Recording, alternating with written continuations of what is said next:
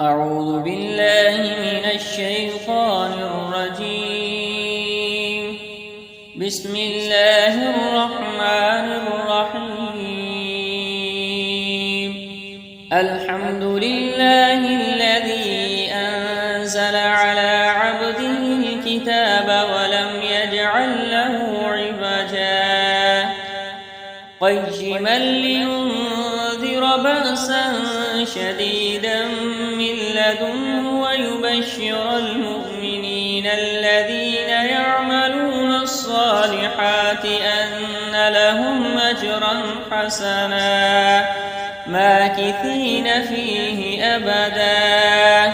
وينذر الذين قالوا اتخذ الله ولدا ما لهم به من علم ولا لآبائهم كبرت كلمة تخرج من أفواههم إن يقولون إلا كذبا فلعلك باخع نفسك على آثارهم إن لم يؤمنوا بهذا الحديث أسفا إنا جعلنا ما على الأرض زينة لها لنبلوهم أيهم أحسن عملا وإنا لجاعلون ما عليها صعيدا جرزا أم حسبت أن أصحاب الكهف والرقيم كانوا من آياتنا عجبا إذ أوى الفتية إلى الكهف فقالوا ربنا آتنا من لدنك رحمة وهيئ لنا من أمرنا رشدا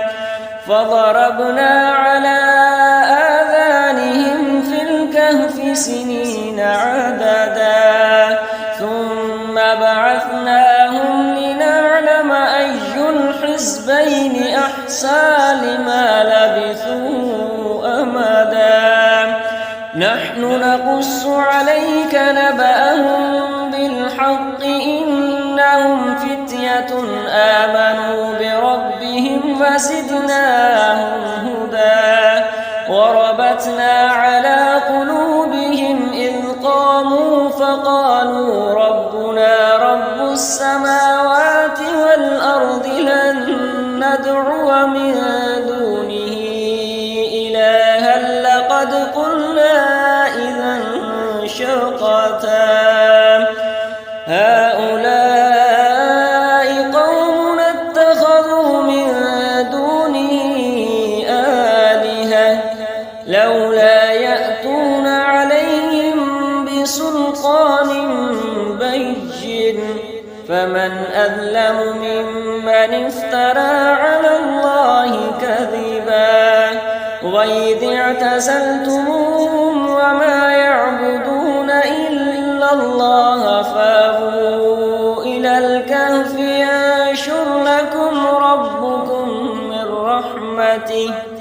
ينشر لكم ربكم من رحمته ويهيئ لكم من أمركم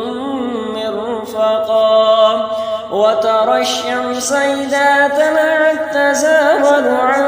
كهفهم ذات اليمين وإذا غربت تقرضهم ذات الشمال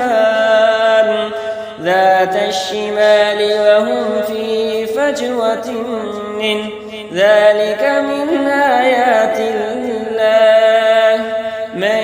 يهد الله فهو المهتد ومن يضلل فلن تجد له وليا مرشدا وتحسبهم أيقاظا وهم رقود ونقلبهم ذات اليمين وذات الشمال وكلبهم باسط ذراعيه بالوصيد لو اطلعت عليهم لوليت منهم فرارا ولملئت أشد منهم رعبا وكذلك بعثناهم ليتساءلوا بينهم قال قائل منهم كم لبثتم قالوا لبثنا يوما أو بعض يوم قالوا ربكم أعلم بما لبثتم فابعثوا أحدكم بورقكم هذه إلى المدينة فلينظر أيها أزكى طعاما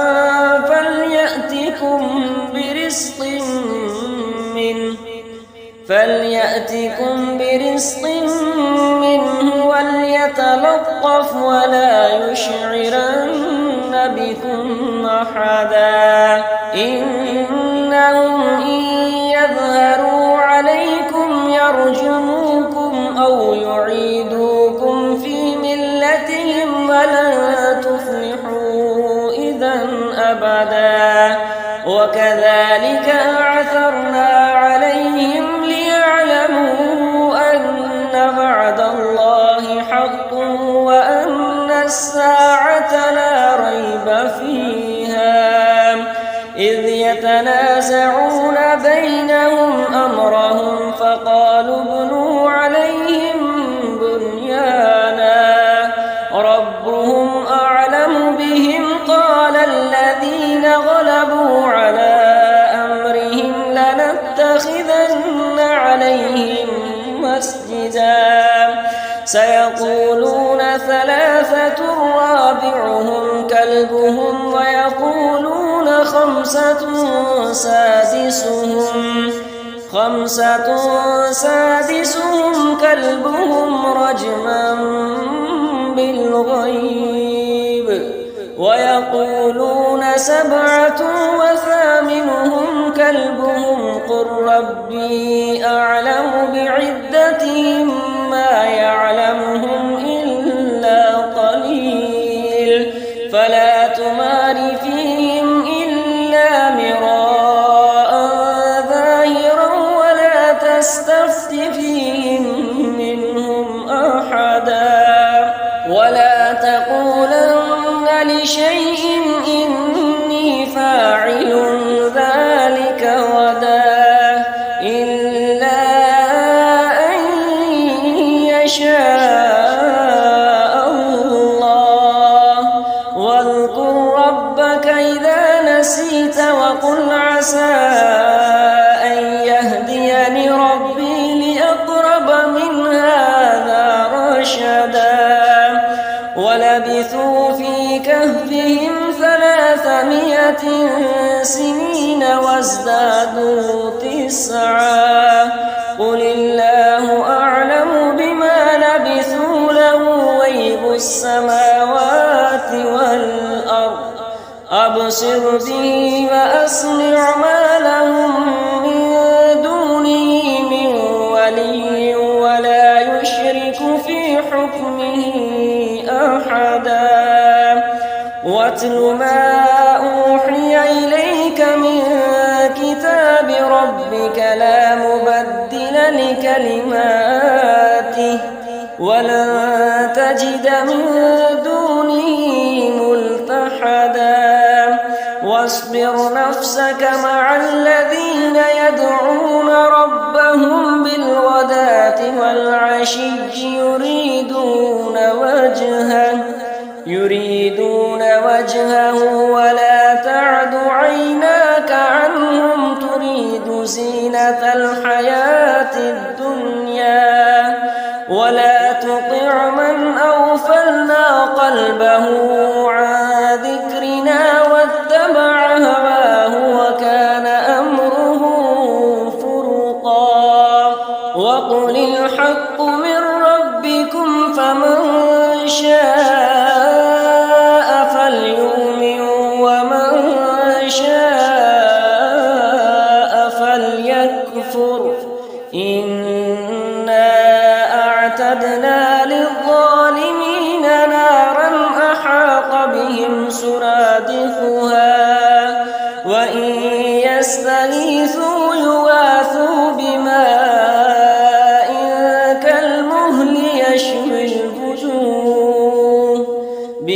الشراب وساءت مرتفقا إن الذين آمنوا وعملوا الصالحات إنا لا نضيع أجر من أحسن عملا أولئك لهم جنات عدن تجري من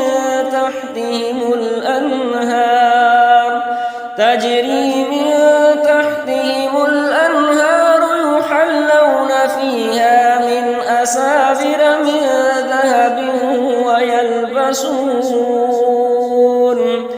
ويلبسون ثيابا خضرا من سندس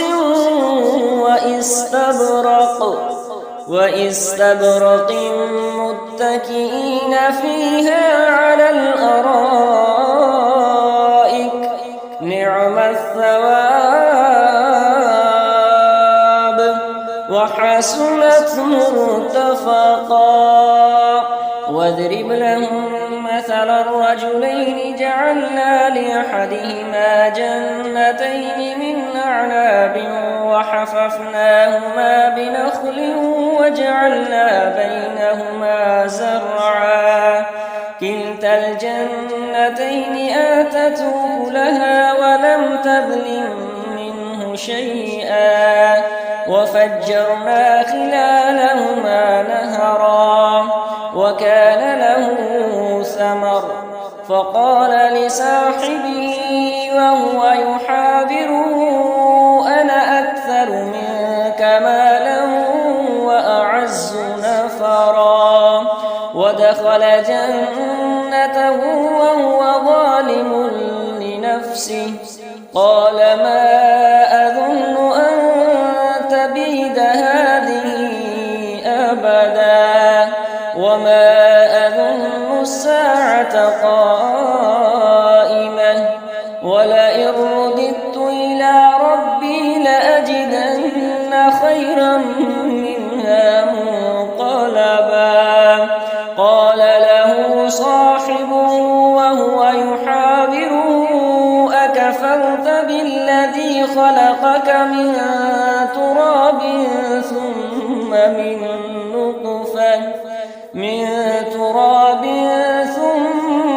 من نطفة ثم سواك رجلا لكن هو الله ربي ولا أشرك بربي أحدا ولولا إذ دخلت جنتك قلت ما شاء الله لا قوة إلا بالله إن ترني أنا أقل منك مالا وولدا فعسى ربي أن يؤتيني خيرا من جنتك ويرسل عليها حسبانا من السماء فتصبح سعيدا زلقا أو يصبح ماؤها غورا فلن تستطيع له طلبا وأحيط بثمره فأصبح يقلب كفيه على ما أنفق فيها وهي خاوية على عروشها ويقول يا ليتني لم أشرك بربي أحدا ولم تكن له فئة ينصرونه من دون الله وما كان منتصرا هنالك الولاية لله الحق هو خير ثوابا وخير عقبا واضرب لهم مثل الحياة الدنيا كماء أنزلناه من به نبات الأرض فأصبح حشيما تذروه الرياح وكان الله على كل شيء مقتدرا. المال والبنون زينة الحياة الدنيا والباقيات الصالحات خير عند ربك ثوابا وخير أملا. ويوم نسير الجبال وترى الأرض بارزة وحشرناهم فلم نغادر منهم أحدا وعرضوا على ربك صفا لقد جئتمونا كما خلقناكم أول مرة بل زعمتم أن لن نجعل لكم موعدا. ووضع الكتاب فترى المجرمين مشفقين مما فيه ويقولون يا ويلتنا ما لهذا الكتاب لا يغادر صغيرة ولا كبيرة إلا أحصاها ووجدوا ما عملوا حاضرا ولا يظلم ربك أحدا. وإذ قلنا للملائكة اسجدوا لآدم فسجدوا إلا إبليس كان من الجن ففسق عن أمر ربه أفتتخذونه وذريته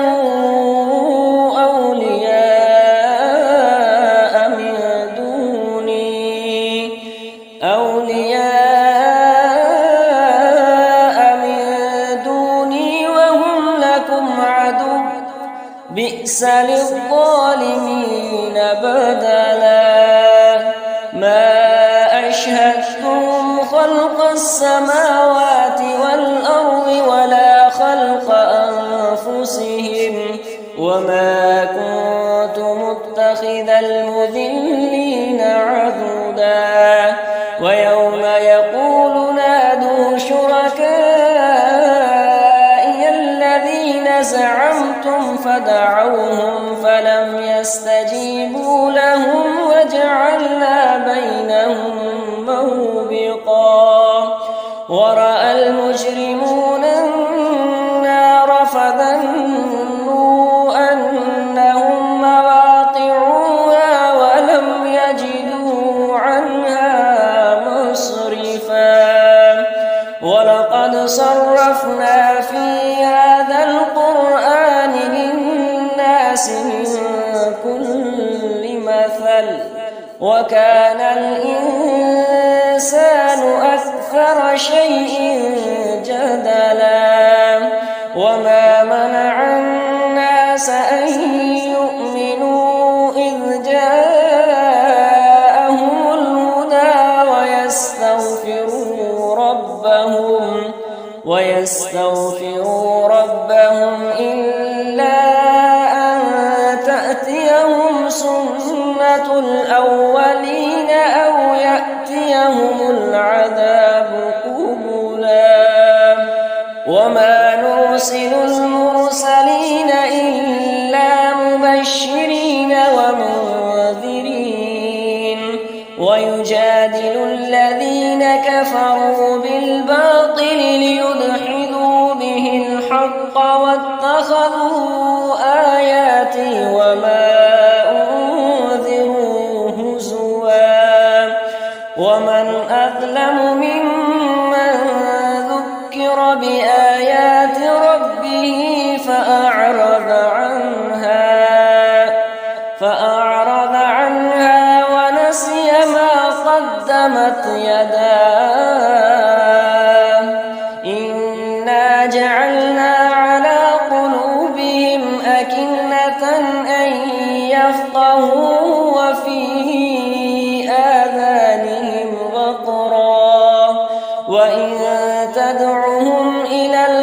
بها فلن يهتدوا إذا أبدا. وربك الغفور ذو الرحمة لو يؤاخذهم بما كسبوا لعجل لهم العذاب، بل لهم موعد لن يجدوا من دونه موئلا. وتلك القرى أهلكناهم لما ظلموا وجعلنا لمهلكهم موعدا. وإذ قال موسى لفتاه لا أبرح حتى أبلغ مجمع البحرين أو أمضي حقبا، فلما بلغا مجمع بينهما نسيا حوتهما فاتخذ سبيله في البحر سربا. فلما جاوزا قال لفتاه آتنا غداءنا لقد لقينا من سفرنا هذا نصبا. قال أرأيت إذ أوينا إلى الصخرة فإني نسيت الحوت وما أنسانيه إلا الشيطان أن أذكره واتخذ سبيله في البحر عجبا. قال ذلك ما كنا نبغي فارتد على آثارهما قصصا، فوجدا عبدا من عبادنا آتيناه رحمة من عندنا وعلمناه من لدنا علما. قال له موسى هل أتبعك على أن تعلمني مما علمت رشدا؟ قال إنك لن تستطيع معي صبرا، وكيف تصبر على ما لم تحط به خبرا؟ قال ستجدني إن شاء الله صابرا ولا أعصي لك أمرا. قال فإن اتبعتني فلا تسألني عن شيء حتى أحدث لك منه ذكرا. فانطلقا حتى إذا ركبا في السفينة خرقها قال أخرقتها لتغرق أهلها لقد جئت شيئا إمرا. قال ألم أقل إنك لن تستطيع معي صبرا؟ قال لا تؤاخذني بما نسيت ولا ترهقني من أمري عسرا. فانطلقا حتى إذا لقيا غلاما فقتله. قال أقتلت نفسا زكية بغير نفس لقد جئت شيئا نكرا. قال ألم أقل لك إنك لن تستطيع معي صبرا؟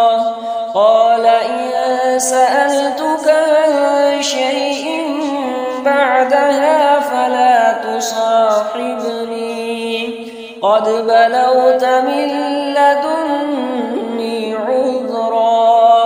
فانطلقا حتى إذا أتيا قرية استطعما أهلها فأبوا أن يضيفوهما فوجدا فيها جدارا يريد أن ينقض فأقامه قال لو شئت لاتخذت عليه أجرا قال هذا فراق بيني وبينك سأنبئك بتأويل ما لم تستطع عليه صبرا أما السفينة فكانت لمساكين يعملون في البحر فأردت أن أعيبها وكان وراءهم ملك يأخذ كل سفينة غصبا وأما الغلام فكان أبواه مؤمنين فخشينا أن يرهقهما طغيانا وكفرا فأردنا أن يبدلهما ربهما خيرا منه زكاة وأقرب رحما وأما الجدار فكان لغلامين يتيمين في المدينة وكان تحته كنز لهما وكان أبوهما صالحا فأراد ربك أن يبلغا أشدهما ويستخرجا كنزهما رحمة من ربك وما فعلته عن أمري ذلك تأويل ما لم تسطع عليه صبرا ويسألونك عن ذي القرنين قل سأتلو عليكم منه ذكرا إنا مكنا له في الأرض وآتيناه من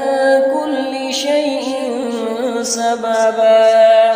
فأتبع سببا حتى إذا بلغ مغرب الشمس وجدها تغرب في عين حمية ووجد عندها قوما قلنا يا ذا القرنين إما أن تعذب وإما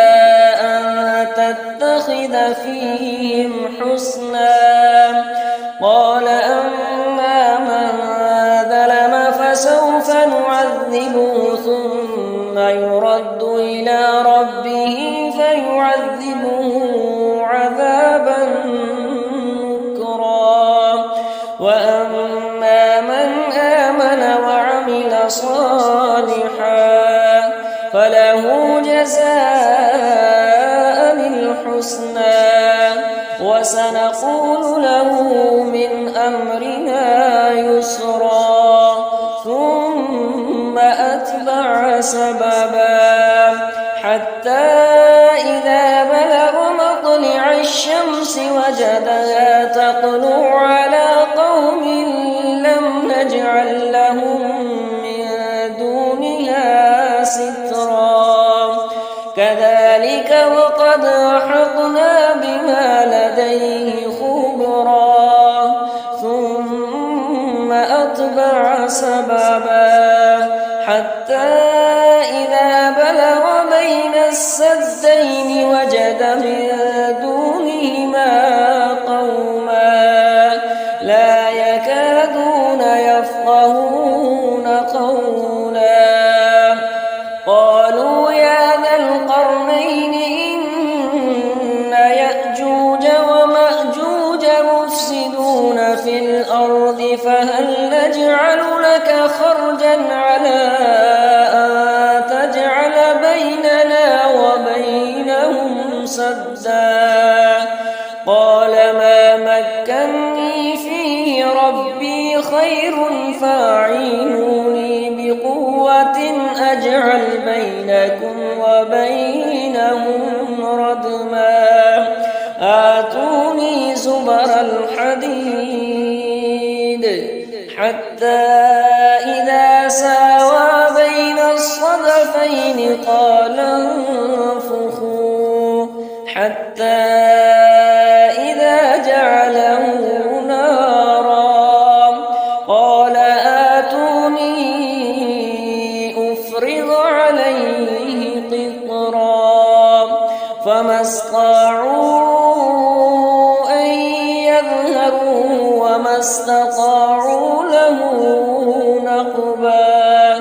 قال هذا رحمة من ربي فإذا جاء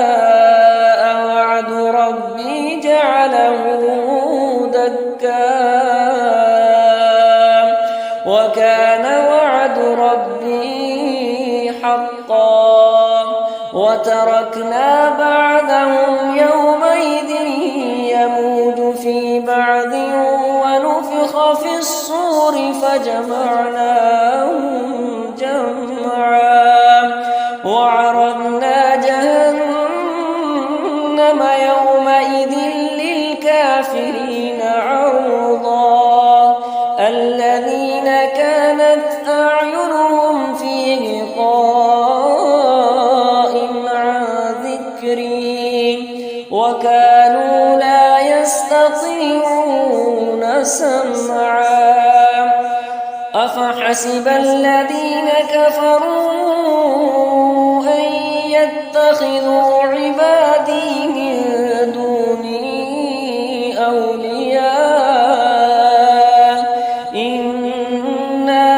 أعتدنا جهنم للكافرين نزلا